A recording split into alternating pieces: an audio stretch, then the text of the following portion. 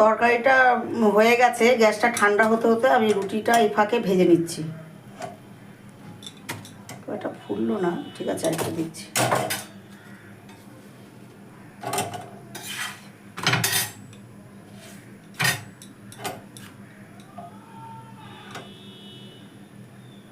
এই তো একদম ফুটবল হয়ে গেছে। ওই যে কুকারটাও ঠান্ডা হয়ে এসছে।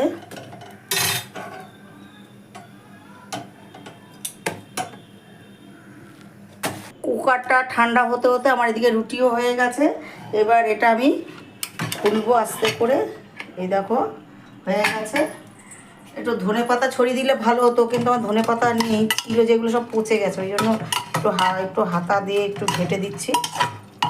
দিয়ে এবার রুটি দিয়ে এটা গরম গরম খাওয়া হবে। তোমরাও এরকম চটপট বানিয়ে নেবে। এরকম চট জলদি যদি হাতে সময় না থাকে, এর মধ্যে পটল দিয়েও করতে পারো, কুমড়ো দিয়ে, যে যেটা দিয়ে খাবে সেটা দিয়ে করতে। এর আগে আমি পটল দিয়ে করা দেখিয়েছিলাম। এই ছিল আজকে সকালের জল খাবার। টাটা।